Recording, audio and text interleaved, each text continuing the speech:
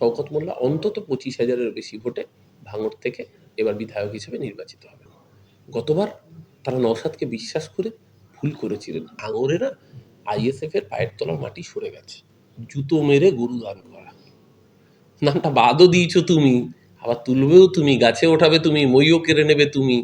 মতুয়ারা তো বোকা নয়, মুসলমানরাও যেরকম বোকা নয়, মতুয়ারাও বোকা নয়। তারা সব দেখেছেন, সব বুঝেছেন। এবার ওই মতুয়াগড় থেকেই বিজেপির বিদায় নিশ্চিত হবে। আমরা দেখলাম যে ভাঙড় প্রথমে শান্ত ছিল, তার পরবর্তীতে কিছুক্ষণ সময় যেতে তৃণমূলের সঙ্গে আইএসএফ এর একটা ঝামেলা শুরু হয়। সেখানে নওশাদ সিদ্দিকী উপস্থিত হয় এবং সাংবাদিকদের মুখোমুখি হয়ে তিনি বলেন যে তৃণমূল কংগ্রেস যেখানে হাঁটবে সেখানে ঝামেলা হচ্ছে। দেখুন, ভাঙড়ে না আইএসএফ এর পায়ের তলার মাটি সরে গেছে। গত লোকসভা নির্বাচনে ভাঙড় যে লোকসভার অন্তর্গত যাদবপুর লোকসভা, সেই লোকসভার ফলে আইএসএফ প্রায় 24,000 ভোটে পিছিয়ে আছে তৃণমূল প্রার্থীর থেকে। ভাঙড় সবেধন নীলমণি ছিল নওশাদ সিদ্দিকীর।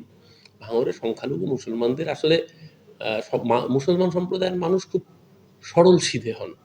তাদেরকে প্রভোগ করানোটা বোধ হয় নওশাদ সিদ্দিকী ভেবে নিয়েছেন এটা তার উত্তরাধিকার। ভাঙড়ের সংখ্যালঘু মুসলমানরা এত বোকা নন, তারা ভালোবাসেন কিন্তু তারা বোকা নন। গতবার তারা নওশাদকে বিশ্বাস করে ভুল করেছিলেন। মমতা বন্দ্যোপাধ্যায় ভাঙড়ের মানুষের জন্য যে উন্নয়ন করেছেন, সেই উন্নয়নে আস্থা রেখেই ভাঙড় 2024 সালের লোকসভা নির্বাচনে তৃণমূল প্রার্থী সায়নী ঘোষকে বিপুল লিড দিয়েছিল। সেটা বুঝতে পেরে নওশাদের পায়ের তলা মাটি সরে গিয়েছে। তার জন্য দেখেন ভাঙড়ে বোমাবাজি করতে হয়েছে। তারপরেও ভাঙড়ে তুলনায় গুন্ডাগিরি কম হয়েছে, মানুষ উৎসাহে ভোট দিতে বেরিয়েছেন এবং তৃণমূল প্রার্থী শওকত মোল্লা আমাদের ওখানকার লড়াকু সংগঠক। তার ক্যানিং পূর্বে যেরকম সংগঠন রয়েছে, তিনি ভাঙড় দীর্ঘদিন ধরে নার্সিং করেছেন, তিনি দেখছেন। এবং আমাদের দৃঢ় বিশ্বাস শওকত মোল্লা অন্তত 25,000-এর বেশি ভোটে ভাঙড় থেকে এবার বিধায়ক হিসেবে নির্বাচিত হবে। ক্যানিং পূর্বের মানুষজন বলছে আমরা ভোট দিতে পারি এর আগে, এবার প্রথমবার ভোট ছাপ্পা বলছে, নিজের ভোট নিজে দিতে পারেনি। গতকাল অনেকে অভিযোগ করেছে। মানে তারা কাকে ভোট দিয়েছেন? আরাবুল ইসলামকে? তাহলে ক্যানিং পূর্বের মানুষ কি এতদিন সেই আরাবুল ইসলামের দাপটেই ভোট দিতে পারেননি? মানে অঙ্কটা কি? যদি আরাবুল ইসলাম, আমি জানি না, আরাবুল ইসলাম আমাদের দলের নেতা তো ছিলেন।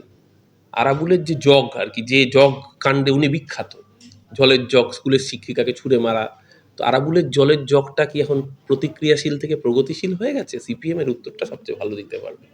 জোটসঙ্গী সিপিএম তো। এখন আরাবুল কি সমাজসেবী? দেখুন, আরাবুল ইসলাম আমার দলের নেতা ছিল, আমার সাথে আরাবুলদার পরিচয় ছিল। আমি আরাবুলদাকে দেখেছি দুর্দিনে সিপিএম এর বিরুদ্ধে লড়াই করতে। তার ভালো হোক খারাপ হোক, একটা মানুষ ভালো মন্দ নিয়ে হয়। আমি আরাবুলদার নামে কোনো খারাপ কথা বলতে চাই না, কিন্তু আরাবুল ইসলামের যে জগ প্রতিক্রিয়াশীল ছিল, সেই জগটা কি করে প্রগতিশীল হলো, এটা যদি হুমায়ুনের মন বোঝার মতো করে সেলিম সাহেব একটু ব্যাখ্যা করেন, আমাদেরও বুঝতে ভালো লাগবে। দাদা, এসআইআর সবথেকে যাদের নাম বাদ গেছে মতুয়া সম্প্রদায়, এবং সেই মতুয়া সম্প্রদায় ভোট দিয়েছে, অনেকজন ভোট দিতে পেরেছে এবং অনেকজনের পরিবারে না, এসআইআর সবচেয়ে বেশি বাদ গেছে, এটা আপনার প্রশ্নটা একটু ভুল হলো। সবচেয়ে বেশি নাম বাদ দিয়েছে বেছে বেছে টার্গেট করে সংখ্যালঘু মুসলমান সম্প্রদায়, তারপরে মতুয়া সম্প্রদায়ের মানুষ। মতুয়া সম্প্রদায়ের মানুষের কি প্রধানমন্ত্রী বলছেন যে তারা যদি ক্ষমতা আসে সমস্ত মতুয়া সম্প্রদায়ের মানুষের নাম আবার নথিভুক্ত করুন, তাহলে কি এটা ভরসা রাখি যে বাংলায় একটা প্রবাদ আছে বাপু, জুতো মেরে গরু দান করা। নামটা বাদও দিয়েছো তুমি, আবার তুলবেও তুমি, গাছে ওঠাবে তুমি, মইও কেড়ে নেবে তুমি। মতুয়ারা তো বোকা নয়, মুসলমানরাও যেরকম বোকা নয়, মতুয়ারাও বোকা নয়। তারা সব দেখেছেন, সব বুঝেছেন। এবার ওই মতুয়াগড় থেকেই বিজেপির বিদায় নিশ্চিত হবে।